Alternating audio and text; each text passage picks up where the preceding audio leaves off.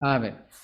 Hoy día continuamos con nuestra serie de sermones de Romanos. Ya vamos avanzando con la ayuda del Señor. Y hoy día nuestro sermón se titula Un remanente escogido por gracia. Y como introducción, durante nuestros sermones de Romanos, Dios nos ha permitido hacer grandes acercamientos a la historia de Israel, a la que conocemos, ¿cierto?, como la nación que Dios escogió para levantar como su pueblo del pacto del cual nacería Jesús.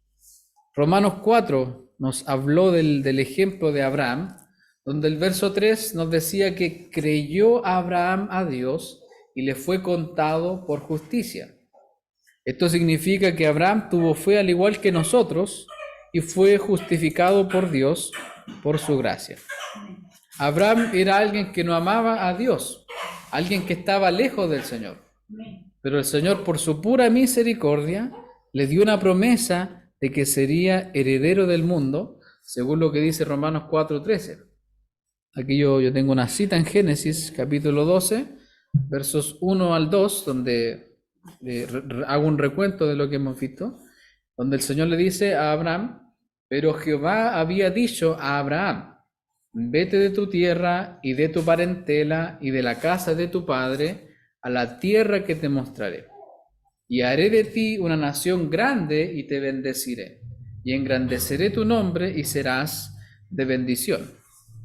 Y cuando el Señor le dio la promesa a Abraham, aún no existía el pueblo de Israel, pero con el paso del tiempo Dios cumpliría sus promesas, y la mayor forma de demostrar eso era dando un heredero a Abraham, dando un hijo, ¿cierto?, a nuestro patriarca Abraham.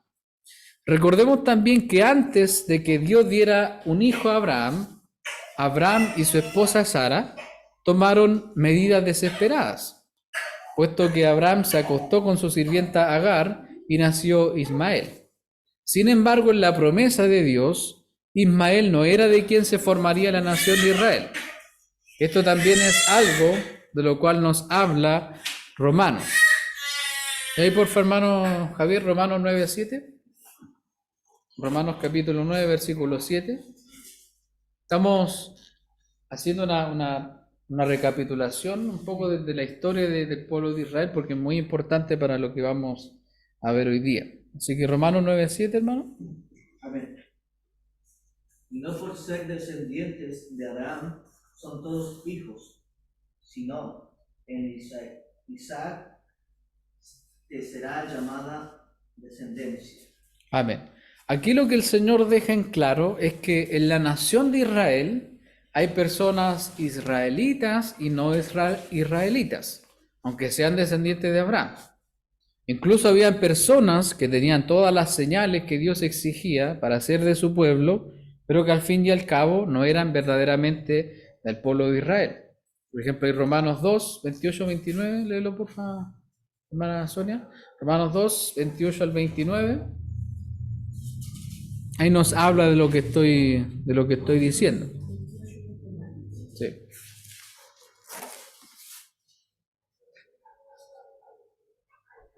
Pues no es judío el que pues no es judío el que lo es exteriormente, ni es la circuncisión la que se hace exteriormente la carne, sino que es judío el que lo es en el interior, y la circuncisión es la del corazón, en espíritu, no en letra, la alabanza de la cual no viene de los hombres, sino de Dios. Amén. Amén. Entonces ahí habla de que habían judíos que lo eran exteriormente y habían judíos que lo eran en el interior, verdaderos judíos. Esto se debe a que cuando el Señor le dio la promesa a Abraham de que levantaría una nación grande, el Señor no estaba pensando en algo sanguíneo, en que todos los que tuvieran la sangre judía serían salvos. Es como que si el Señor, por ejemplo, hubiese llamado a una persona de esta región de América del Sur para levantar a la nación de Chile, para que todos los chilenos sean salvos. Si la salvación fuese algo sanguíneo o algo externo, entonces todos los que tienen sangre judía serían salvos. Pero la realidad es que el Señor, cuando llamó a Abraham, Él estaba pensando en su pueblo que él llamaría por su gracia, judíos y no judíos, nosotros, israelitas y gentiles unidos en un solo pueblo. En eso estaba pensando el Señor cuando levanta la nación de Israel. Y todo esto es posible porque en el plan y promesa de Dios también había un cordero preparado antes de la fundación del mundo para que reconciliara a los judíos y a los no judíos, a los israelitas y a nosotros que no somos israelitas. De aquí miren este texto, Efesios 2, 14 al 16, dice, porque Él es nuestra paz, que de ambos pueblos, judíos y no judíos, hizo uno, derribando la pared intermedia de separación, aboliendo en su carne las enemistades, la ley de los mandamientos expresados en ordenanzas, para crear en sí mismo de los dos un solo y nuevo hombre, haciendo la paz, y mediante la cruz reconciliar con Dios a ambos en un solo cuerpo, matando en ella las enemistades. Cuando el Señor llamó a Abraham, le dijo que su descendencia sería como la arena del mar, como el número de las estrellas del cielo. Sin embargo, muchos descendientes de Abraham se perdieron y una gran parte del pueblo de Israel desobedeció al Señor y no creyó en el Evangelio.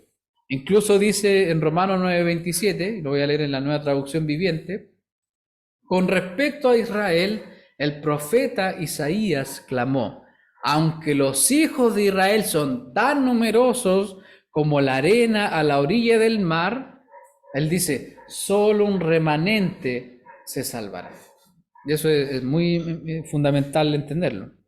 Hoy hablaremos de cómo el Señor ha elegido un remanente, un grupo de en medio del pueblo de Israel para ser salvo, y veremos cómo la misma gracia de Dios que nos salvó a nosotros opera en este remanente, y también profundizaremos cómo la elección de Dios nos debe llevar a vivir una vida de acuerdo al llamado santo de Dios. Amén. Punto 1, vamos ya a nuestro texto, vamos ya a profundizar.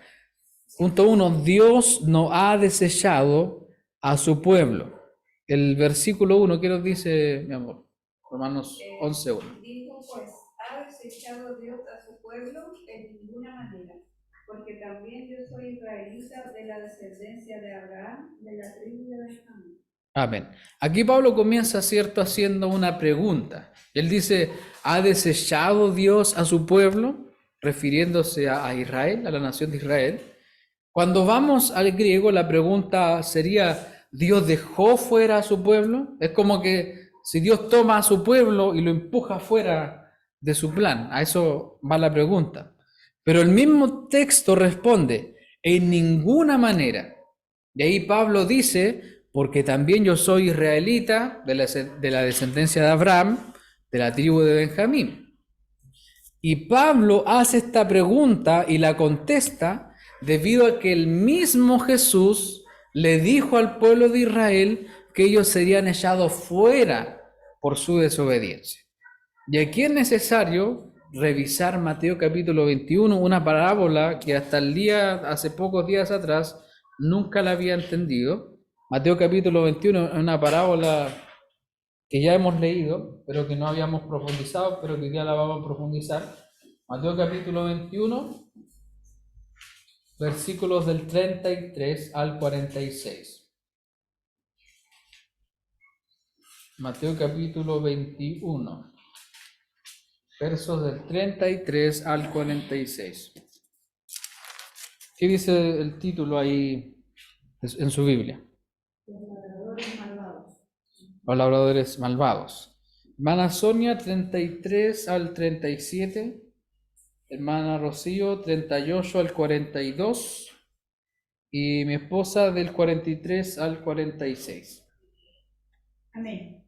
Oíd otra parábola. Hubo un hombre, padre de familia, el cual plantó una viña, la cercó de vallado, cavó en ella un lagar, edificó una torre y la arrendó a unos labradores y se fue lejos. Cuando se acercó el tiempo de los frutos, envió sus siervos a los labradores para que revisiesen sus frutos. Mas los labradores, tomando a los siervos, a uno golpearon, a otro mataron y a otro apedrearon. Envió de nuevo a otros siervos, más que los primeros, e hicieron con ellos de la misma manera. Finalmente les envió su hijo diciendo: tendrán respeto a mi hijo. Amén. Mas los labradores, cuando vieron al hijo, dijeron entre sí: este es el heredero, venid, matémosle y apoderémonos de su heredad. Y tomándole, le echaron fuera de la viña y le mataron. Cuando venga pues el señor de la viña, ¿qué hará con aquellos labradores? Le dijeron: a los malos destruirá sin misericordia, y arrendará su viña a otros labradores, que le paguen el fruto de su tiempo. Jesús les dijo: ¿nunca leísteis en las Escrituras: la piedra que echaron los edificadores ha venido a ser cabeza del ángulo? El Señor ha dicho esto, y es cosa maravillosa a nuestros ojos. Por tanto os digo que el reino de Dios será quitado de vosotros, y será dado a gente que produzca los frutos de él. El que cayere sobre esta piedra será quebrantado, y sobre quien ella cayere la desmenuzará. Y oyendo sus parábolas, los principales sacerdotes y los fariseos entendieron que hablaba de ellos, pero al buscar cómo echarle mano temían al pueblo, porque éste le tenía por profeta. Amén. Amén. Aquí esta parábola nos ayuda a ver cómo el pueblo de Israel se rebeló a tal punto que Dios le termina diciendo en el verso 43 que Él les quitaba el derecho de pertenecer a su pueblo, porque eso es lo que el Señor les dice a los fariseos y los sacerdotes. En el 43 dice: por tanto os digo que el reino de Dios será quitado de vosotros y será dado a gente que produzca los frutos de él. Es como cuando en Chile, por ejemplo, a una persona se le anula la nacionalidad, pero aquí es peor, porque se refiere a que Dios los estaba dejando excluidos por su desobediencia y por su rebelión. Sin embargo, Pablo nos dice en Romanos capítulo 11, versículo 1, de que Dios no dejó excluidos a su pueblo. Totalmente no. Que de ninguna manera, dice el Romanos 11.1, ha desechado Dios a su pueblo, debido a que, como nos decía cierto Romanos 9.27, hay un remanente que es salvo. Y dentro de ese remanente estaba el apóstol Pablo. Es decir, el reino de Dios fue quitado a Israel como nación, fueron excluidos del pacto, o en palabras más simples, Dios les dijo que el juicio les esperaba, pero por otro lado, hay un remanente que quedó por la misericordia del Señor. Y esto Pablo lo sigue confirmando en el siguiente verso, verso 2 de Romanos 11. ¿Qué dice el verso 2 de Romanos capítulo 11, hermano Javier?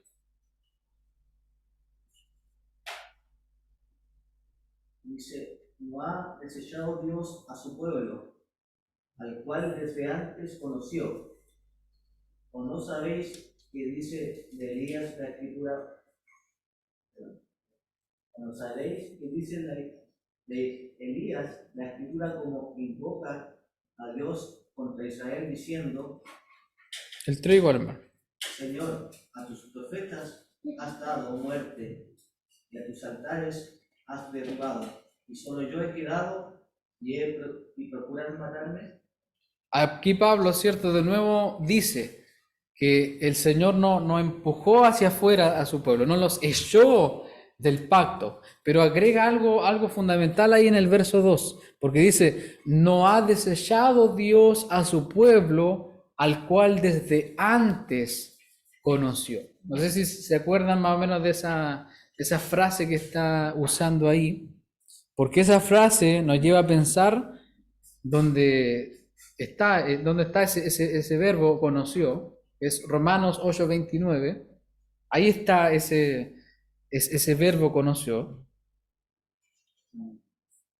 Y Romanos 8:29 dice, porque a los que antes conoció, también los predestinó para que fuesen hechos conforme a la imagen de su Hijo, para que Él sea el primogénito entre muchos hermanos. Es decir, también dentro del pueblo de Israel, el Señor había predestinado a un remanente para que sean transformados a la imagen de Jesús, que es el proceso que estamos viviendo ahora tú y yo cada día hasta que el Señor vuelva. Y aquí Pablo continúa haciendo una pregunta, de los versos 2 al 3.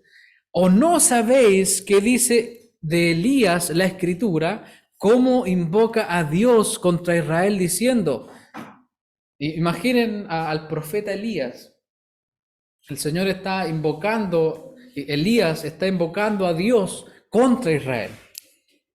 Le está diciendo al Señor, le está explicando a Dios la situación. Señor, a tus profetas han dado muerte, a tus mensajeros, a aquellos que le anuncian tu mensaje, han dado muerte y tus altares han derribado y solo yo he quedado y procuran matarme.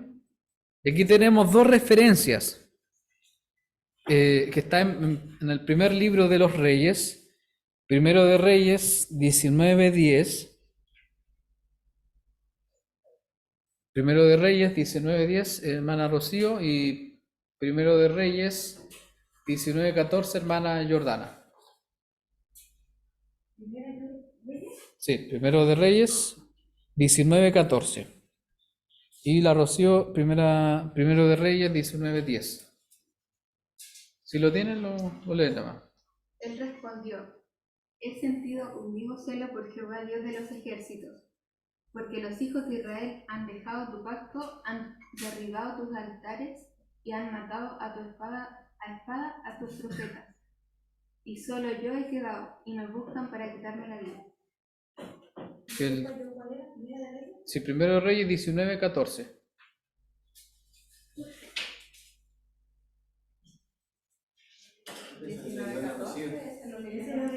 No, pero sí. Lo que pasa es que son dos versos distintos. Él respondió, he sentido un vivo celo por Jehová, Dios de los ejércitos, porque los hijos de Israel han dejado tu pacto, han derribado tus altares y han matado a espada a tus profetas. Y solo yo he quedado y me buscan para quitarme la vida. Amén. Si ustedes se dan cuenta, son los dos textos iguales. Y es porque Elías clamó dos veces lo mismo al Señor. Entonces, igual eso es importante. Porque piensen, solamente Elías estaba en ese momento como profeta de Dios. Solo yo he quedado. Mataron a los profetas, derribaron los altares del Señor y me buscan más encima para quitarme la vida. Por eso Elías repite dos veces. Y aquí es necesario que volvamos a la parábola. Porque la parábola la leímos, pero no la explicamos. Entonces, ahora recuerda, hermano, que todo está conectado. Todo está ahí conectado y que la palabra se interpreta a sí misma. Mateo 21:33. Y no quites tu dedo ahí de Romanos 11, porque Romanos 11 está todo. Hay ya. Mateo 21:33 dice, oíd otra parábola. Hubo un hombre, padre de familia, el cual plantó una viña, la cercó de vallado, cavó en ella un lagar, edificó una torre y la arrendó a unos labradores y se fue lejos. Aquí esa viña, ese viñedo, representa al pueblo de Israel. Un pueblo especial que vio las maravillas del Señor en la tierra. Ningún otro pueblo tuvo ese privilegio, ninguna otra nación en su historia tiene a una liberación de Egipto por la mano de Dios o a una columna de fuego y nube que los cuidaban. ¿Cuál es la historia de Chile? No sé, el desastre de Rancagua, ese tipo de cosas nomás. Pero acá ellos tienen la liberación de Egipto por la mano de Dios. Entonces, Israel era como una viña, como un viñedo separado de los otros campos y era cultivada con especial cuidado.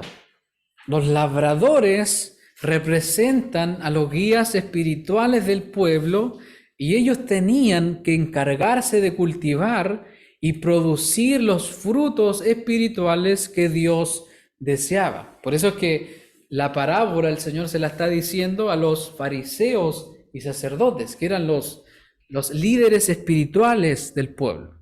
Y seguimos leyendo. El 34, y cuando se acercó el tiempo de los frutos, envió sus siervos a los labradores para que recibiesen sus frutos. Mas los labradores, tomando a los siervos, a uno golpearon, a otro mataron y a otro apedrearon. Envió de nuevo otros siervos, más que los primeros, e hicieron con ellos de la misma manera. Estos 3 versos nos hablan de lo que Elías le decía a Dios con respecto a Israel en esos 2 textos que leímos, porque los hijos de Israel han dejado tu pacto, han derribado tus altares y han matado a espada a tus profetas, y solo yo he quedado y me buscan para quitarme la vida. Esto es lo que hacía el pueblo de Israel. Dios les dio su palabra, les dio sus señales, les enviaba a sus siervos, sus profetas, sus mensajeros, pero Israel los golpeaba, los mataba, los apedreaba. Por ejemplo, la historia dice que el profeta que nos habló mucho acerca de Cristo, Isaías, fue aserrado, fue partido en 2 a manos del rey Manasés, lo mismo que le pasó al profeta Jeremías. ¿Te imaginas ser partido en 2, aserrado en 2? Eso es lo que hacía el pueblo de Israel con los profetas. Incluso Jesús nos habla de esta realidad en Mateo 23, 37, cuando Jesús, si uno ve el título de la Biblia, dice lamento de Jesús. Jesús dice, Jerusalén, Jerusalén, que matas a los profetas y apedreas a los que te son enviados. ¿Cuántas veces quise juntar a tus hijos como la gallina junta a sus polluelos debajo de las alas y no quisiste? Entonces, el mismo clamor de Elías, que decía que Israel dejó el pacto de Dios, que mataban a sus profetas y derribaban sus altares, era el lamento de Cristo por su pueblo. Y a pesar de todo esto, a pesar de que estos labradores mataron a los profetas, aún así Romanos 11:4 nos sorprende con lo que Dios le dice a Elías. Miren lo que Dios le dice a Elías, Romanos 11:4. ¿Qué nos dice? ¿Qué dice, hermana Sonia? Romanos 11:4. Pero, ¿qué le dice la divina respuesta? Me he reservado 7,000 hombres que no han doblado la rodilla delante de Baal. Amén. Primero de Reyes 19:18. Esa es la respuesta de Dios a Elías, al clamor 2 veces de Elías. Primero de Reyes 19:18. ¿Sí lo tiene? Pero no. Y yo haré que queden en Israel 7,000 cuyas rodillas no se doblarán ante Baal y cuyas bocas no lo besarán. Esto es, hermanos, maravilloso, porque a pesar que el pueblo de Israel mató a los profetas y mensajeros que Dios les envió, a pesar de que se rebelaron y rechazaron el mensaje de Dios, Dios le dice a Elías, y yo haré que queden en Israel 7,000 cuyas rodillas no se doblaron ante Baal y cuyas bocas no lo besaron. Aquí vemos el poder de Dios que dice, yo haré que quede un grupo, yo haré que quede un remanente. Yo he guardado con mi poder a un remanente que no ha doblado la rodilla ante Baal. Baal corresponde a los diversos dioses e imágenes falsas que seguían las religiones de la región de Canaán. Y que incluso, como lo relata Jueces 3, los mismos israelitas se olvidaron del Señor y se fueron a servir a Baal.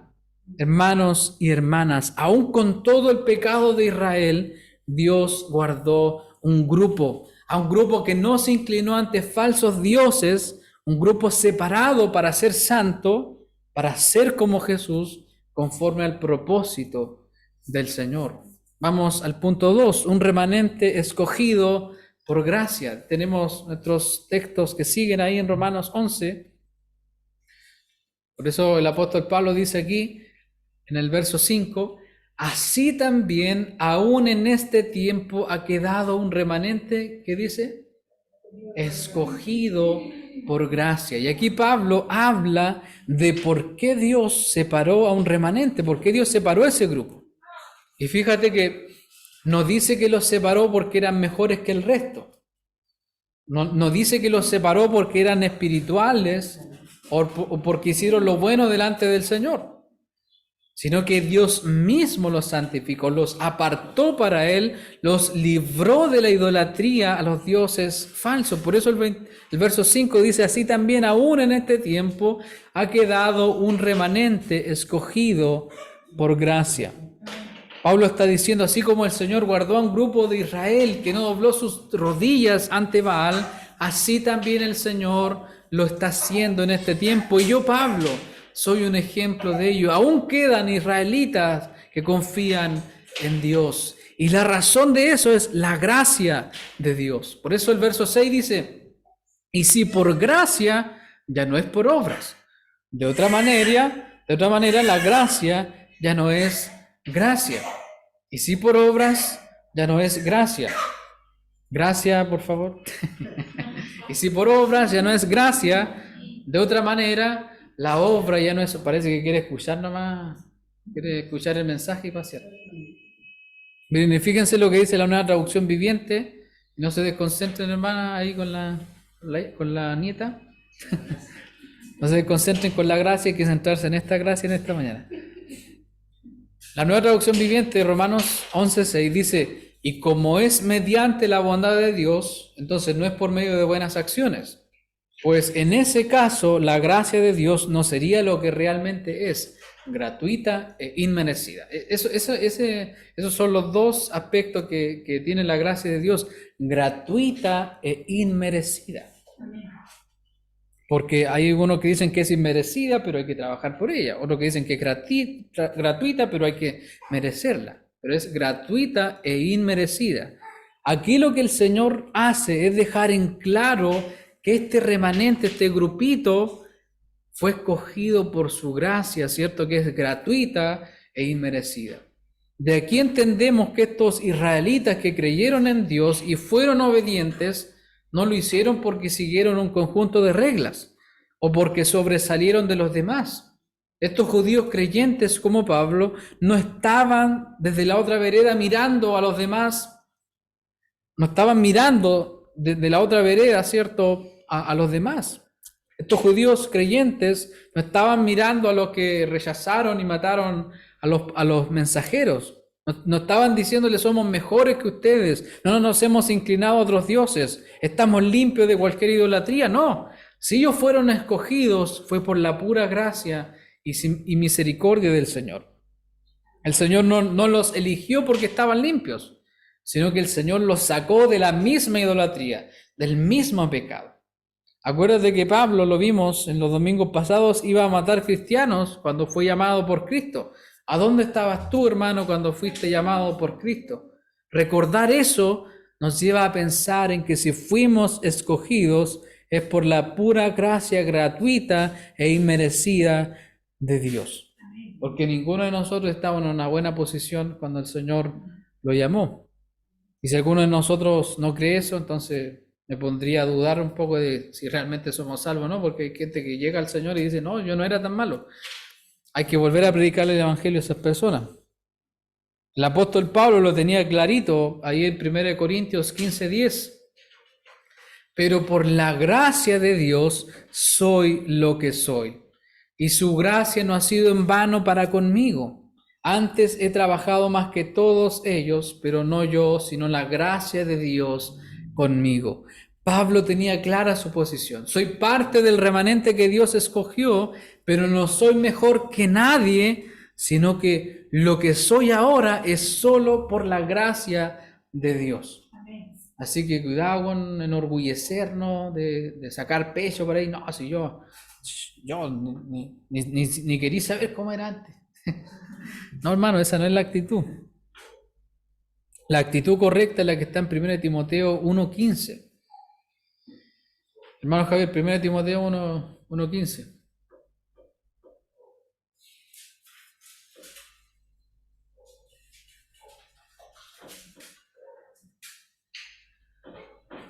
Palabra fiel y digna de ser recibida por todos, que Cristo Jesús vino al mundo para salvar a los pecadores, de los cuales yo soy el primero.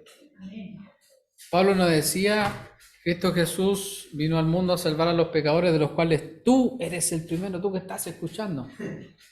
Pablo decía, Cristo Jesús vino al mundo para salvar a los pecadores, de los cuales yo soy el primero, yo soy el peor de los pecadores. Si alguno de estos judíos fue escogido es solo por la gracia de Dios. Lo mismo ocurre con nosotros. No somos mejores que el resto, sino que somos un resto, un remanente que Dios sacó de la idolatría del pecado, pero debemos siempre considerarnos como los peores pecadores a los cuales Dios mostró su gracia gratuita e inmerecida.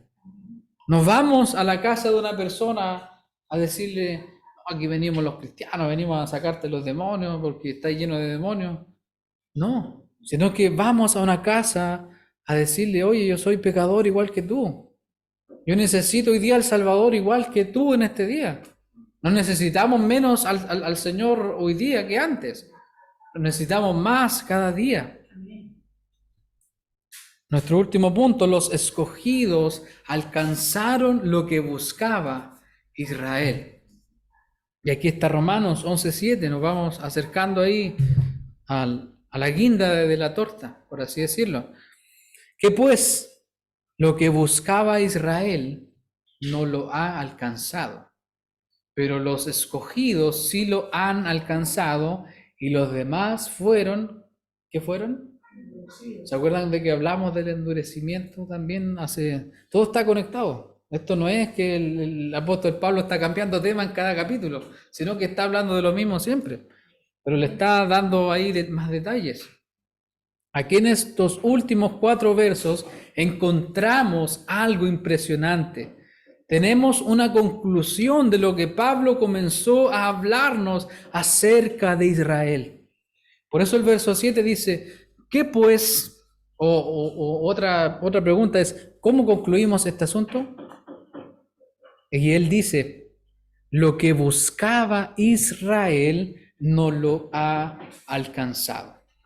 Y aquí tenemos que volver obligatoriamente a la parábola de los labradores malvados, porque la dejamos ahí a la mitad. Recuerda que los labradores representan a los israelitas que intentaron obtener frutos de esa viña. Porque un labrador lo que quiere es frutos, ¿cierto? De todo lo que Dios les dio, quería tener un fruto espiritual. Porque el Señor les dio la viña a estos labradores, se las arrendó, como dice la parábola. Y Dios esperaba que dieran un fruto. Estos labradores, hermanos, esperaban que Dios los bendijera, pero ellos no obedecieron el plan de Dios y rechazaron el mensaje del Señor y quisieron seguir sus propios caminos para obtener la bendición de Dios. El Señor que plantó la viña, que puso todas las cosas, que puso una torre y le arrendó a estos labradores, este Señor les dio instrucciones a los labradores de cómo tenían que producir los frutos. Por eso es que mandó a sus siervos después para ver si habían frutos y estos labradores los mataron.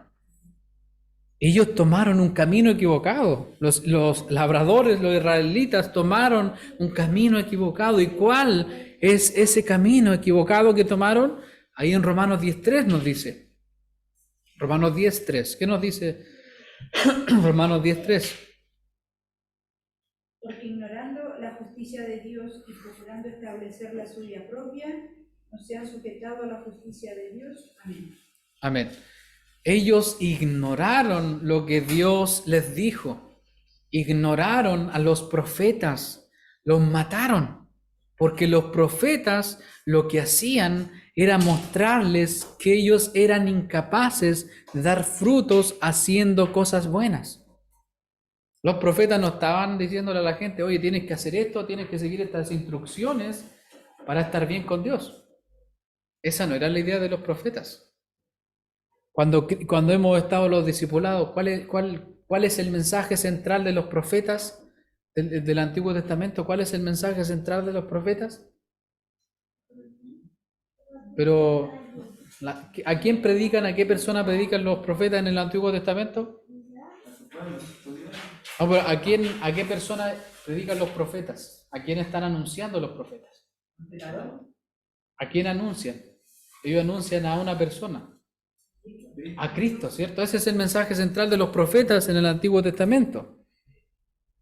Entonces, cuando estos profetas, estos siervos vinieron a los labradores, estos labradores malvados dijeron, no necesitamos la palabra de Dios.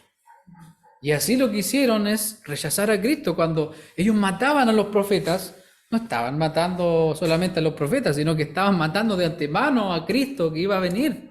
Porque los profetas traían a Cristo. Los profetas le decían, ustedes no pueden agradar a Dios con sus buenas obras. Ustedes están mal. Porque los profetas y mensajeros de Dios lo que hicieron fue llevar al pueblo de vuelta a Cristo.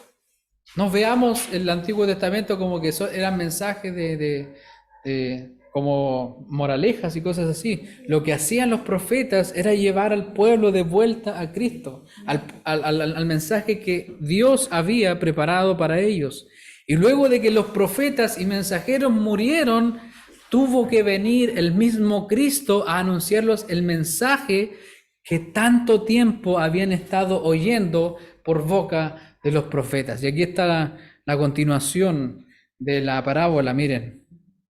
Fíjense lo que dice Mateo 21:37. Vean ahí, pongan sus ojos ahí en el texto. Finalmente, dice, finalmente el padre de familia, Dios, el padre de familia. Porque el detalle es que en el verso 33 dice, hubo un hombre padre de familia. Y ese padre es Dios. Y el 37 dice, finalmente este padre de familia dijo, ya no pescaron a los profetas, ya los mataron. No voy a ir yo a matarlos a ellos, sino que dice, finalmente él les envió su hijo, diciendo, tendrán respeto a mi hijo. ¿Y qué pasó con estos labradores? Mas los labradores, cuando vieron al hijo, dijeron entre sí, este es el heredero. Venid, matémosle y apoderémonos de su heredad. Y tomándole, le echaron fuera de la viña y le mataron. Aquí vemos la caída final de los israelitas que rechazaron a Dios. Dios les envió a su propio hijo, pero estos labradores malvados dijeron, aquí viene el heredero, apoderémonos, matémoslo y apoderémonos de su heredad. Los judíos, hermanos, llegaron a tal punto de pensar que cuando llevaron a Cristo a la cruz, lo estaban haciendo de acuerdo a la ley de Dios, de acuerdo a lo que los profetas les habían enseñado, pero ellos no entendieron nada, se fueron por su propio camino y rechazaron a Cristo. ¿Ha visto cuando en las películas Jesús está ahí entre medio de todo y ellos se rasgan la vestidura y dicen, blasfemia, tú no eres el Hijo de Dios? Ellos son los que mataron a nuestro Señor. Por eso Romanos 11:7 dice que Israel buscaba algo.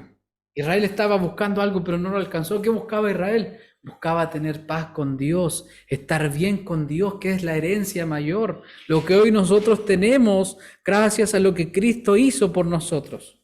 Pero estos israelitas terminaron rechazando a Cristo y queriendo aprovecharse del Padre, terminaron obteniendo su propia condenación. Porque Jesús les pregunta a los fariseos, a los sacerdotes. Jesús les pregunta aquí, Jesús hace una pregunta que él mismo responde en breve. Cuando venga pues el Señor de la viña, ¿qué hará aquellos labradores? Le dijeron, a los malos destruirá sin misericordia y arrendará su viña a otros labradores que le paguen el fruto a su tiempo. Jesús les dijo, ¿nunca leísteis en las Escrituras la piedra que desecharon los edificadores ha venido a ser cabeza del ángulo? El Señor ha hecho esto y es cosa maravillosa a nuestros ojos. Por tanto os digo que el reino de Dios será quitado de vosotros y será dado a gente que produzca los frutos de él. Y esas personas somos nosotros, que no somos mejores, sino que somos escogidos por gracia nomás. Y el que cayere sobre esta piedra, que hablamos de la piedra preciosa, y el que cayere sobre esta piedra será quebrantado, y sobre quien ella cayere les desmenuzará. Y oyendo sus parábolas, los principales sacerdotes y los fariseos entendieron que hablaba de ellos. ¿Y cuál fue la reacción de estos fariseos? Sí, Señor, me arrepiento. Mire cuál fue la reacción. El 46, mira hermano. ¿No tiene ahí el 21:46? El que lo tenga, que lo Mateo 21:46. Miren la reacción que tuvieron. 46. Sí. Pero al buscar cómo echarle mano, temían al pueblo porque éste le tenía por profeta. ¿Se dan cuenta cómo se estaba cumpliendo la escritura ahí? Amén. El Señor les mandó al Hijo y estaban buscándole ya el plan para echarle mano al Hijo. ¿Se dan cuenta cómo el Señor le estaba diciendo una parábola que se estaba cumpliendo en ese mismo momento? Ya estaban viendo cómo echarle mano. Hermanos, cuando cualquier persona rechaza a Cristo, sea israelita, sea chileno, sea lo que sea, le ocurre lo que dicen los versos 8 al 10 de Romanos 11. Esto fue lo que les pasó a estos labradores malvados, y esto le ocurre a todos aquellos que rechazan a Cristo, a todos aquellos a quienes le hemos predicado el Evangelio y no creen en Cristo, y a todos aquellos a quienes se les predica el Evangelio, pero siguen viviendo en su pecado, engañándose a ellos mismos. Ellos son endurecidos, como aprendimos en Romanos 9, son entregados a su pecado que finalmente los llevará a la muerte. Y aquí estos versos son terribles, terribles. Del 8 al 10 dice: como está escrito, Dios les dio espíritu de estupor, ojos con que no vean y oídos con que no oigan, hasta el día de hoy. Y David dice: se ha vuelto su cómbite en trampa y en red, en tropezadero y en retribución. Se han oscurecido sus ojos para que no vean, y agóbiales la espalda para siempre. Déjame leértelo en la Nueva Traducción Viviente, porque no se entiende mucho en la Reina Valera. La Nueva Traducción Viviente dice: como dicen las Escrituras, Dios los hizo caer en un sueño profundo. ¿Has visto a esa gente que le hablas el Evangelio y está como dormido? Como que no tiene respuesta. Esa gente que uno le ha hablado harto. Que no hay gente ya nuevita, gente que uno le ha hablado y le ha hablado, pero está como dormido, como que ya te dice amén, pero al final su corazón está más lejos que no sé qué. Y sigue diciendo: hasta el día de hoy, Dios los hizo caer en un sueño profundo. Hasta el día de hoy les ha cerrado los ojos para que no vean, y les ha tapado los oídos para que no oigan. Todavía hasta el día de hoy hay israelitas que creen que el Jesús que vino, no tenía ni un brillo. Que creen que mataron a un profeta más, a un profeta más de los que están acostumbrados a matar, como nos narraba la Escritura. Sigo leyendo el 9 en la traducción viviente. También David dijo que su mesa de abundancia se convierta en trampa. Que sepan, hermanos, todos aquellos que viven sin el Señor, que todo lo que puedan tener se convertirá en una trampa mortal. Que sus posesiones no sean más que un dolor de cabeza al final de sus días por rechazar a Cristo. Eso significa eso que su cómbite se convierta en trampa, porque al final, hermanos, aquellos que viven sin Cristo están ahí, jajaja, pasándola bien, pero hermanos, que ellos sepan que al final eso se va a convertir en una trampa para ellos. Miren, en un engaño que los lleve a pensar que todo está bien. Hay gente que piensa que todo está bien, que viven en un mundo de Bill y Pap. Así es como piensa alguien que está endurecido. Tú le hablas del Evangelio, no, pero yo estoy bien. Cuando ves que su vida está destrozada, cuando ves que está viviendo una vida miserable. Y una vida miserable no es alguien que está en una casita vieja drogándose, sino que alguien miserable es alguien que tiene harto dinero, que quizás tiene la mejor salud, pero eso también es una vida miserable si estás lejos de Cristo, si estás rechazando a Cristo. Oh, hay gente que uno lo ve y uno dice, chuta, ¿para qué le voy a predicar, hermanos? Cuando una persona no tiene a Cristo es miserable, no importa el dinero que tenga, son miserables, están viviendo en una miseria, en una falsedad, que al final todo eso se va a convertir en una trampa para ellos. Dice, que sus bendiciones los hagan tropezar y que reciban su merecido. Que sus ojos queden ciegos para que no puedan ver y que la espalda se les encorve para siempre. Hermanos, cuánta gente que ha venido aquí a burlarse de Dios, cuánta gente que se está burlando del Señor, que fueron a una iglesia, el Señor los sanó, se fueron y se están burlando de Dios. Ellos no van a escapar sin una condenación. Ellos no van a escapar sin una condenación. Llegará un día, hermanos y hermanas, en la vida de todos aquellos a los que les predicamos y que rechazaron al Señor, que tendrán que rendir cuentas y en ese día no habrán excusas. Dios no es culpable porque ellos no crean. Ellos han decidido rechazar a Cristo y hundirse en su pecado. Pero así, hermanos, como esa realidad es terrible, hay algo que nos da consuelo a nosotros en esta hora que está en el verso 11:7. Porque dice, Israel no lo ha alcanzado, pero que dice hay un pero ahí. Y los peros de Dios son los mejores. Pero los escogidos sí lo han alcanzado. Y esta es la esperanza del Evangelio en el texto.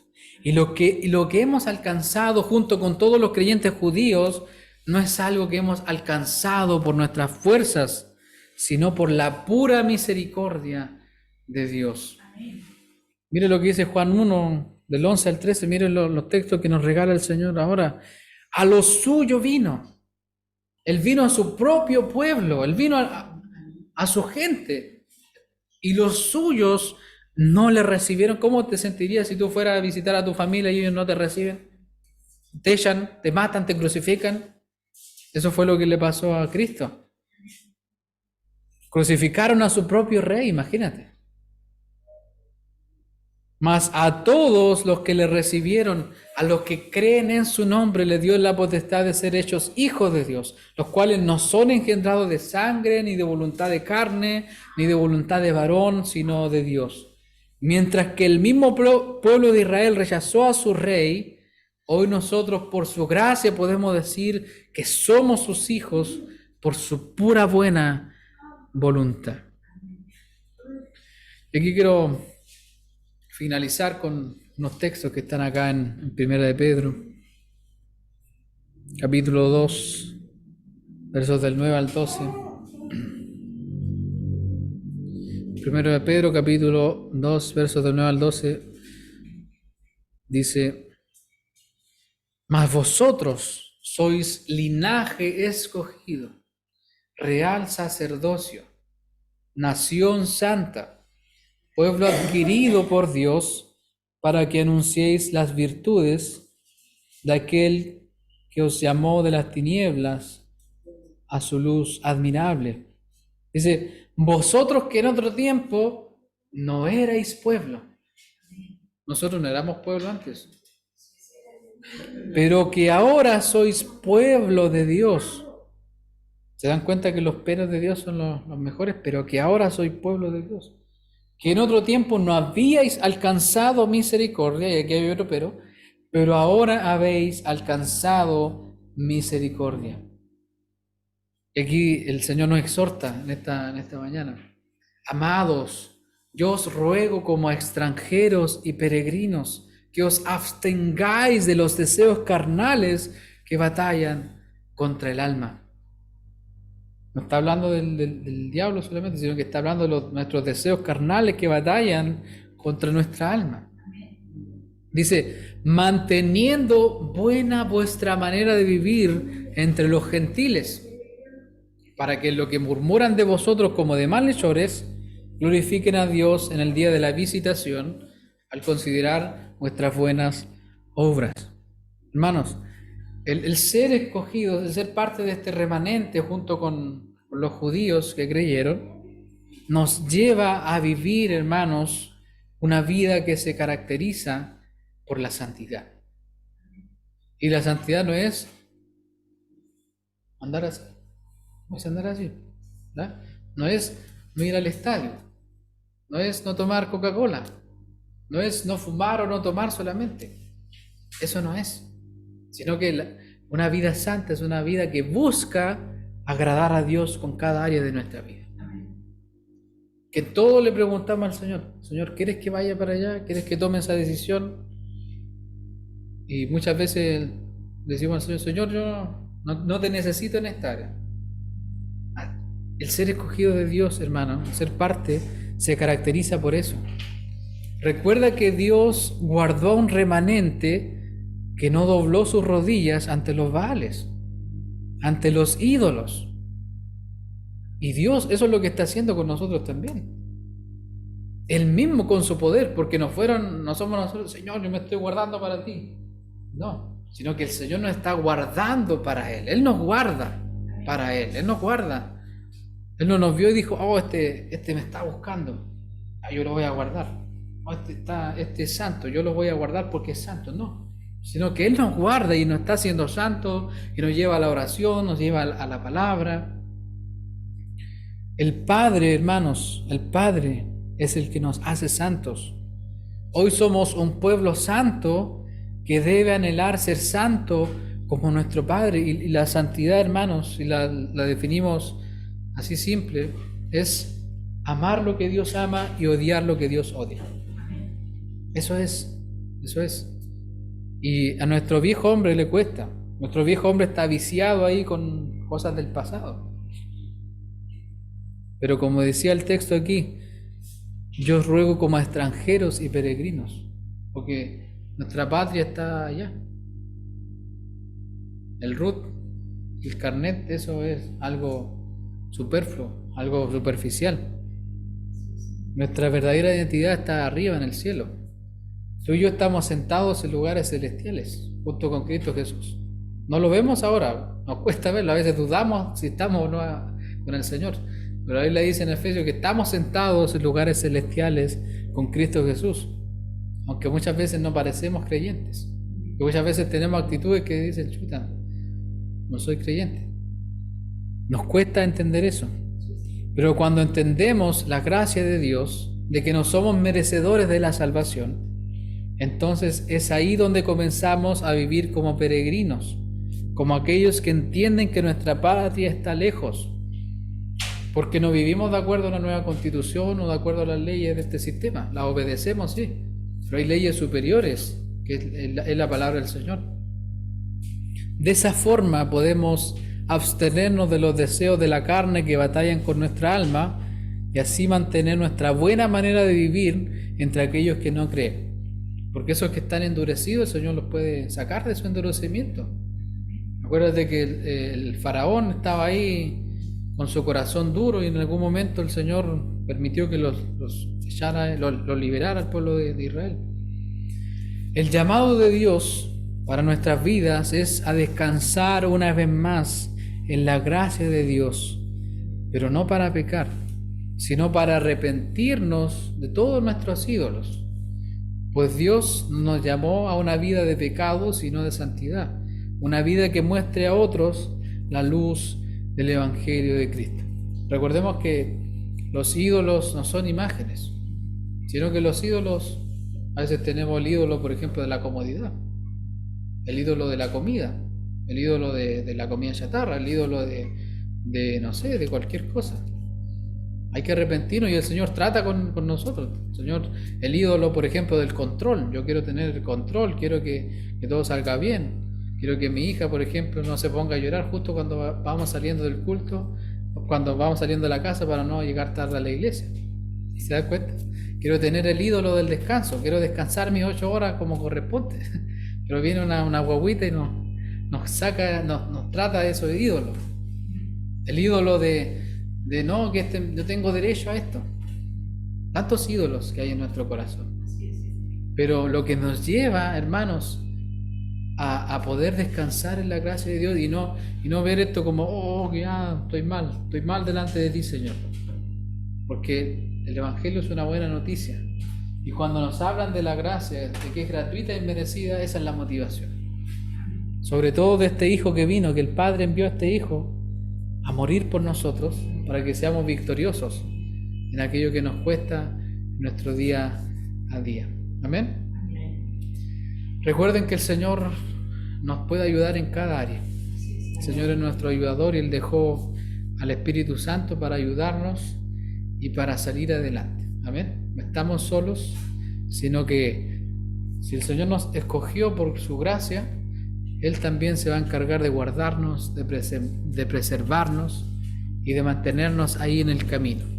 Amén. Amén, hermanos. Gloria a Dios por su palabra, porque Él nos habla en esta mañana. Amén.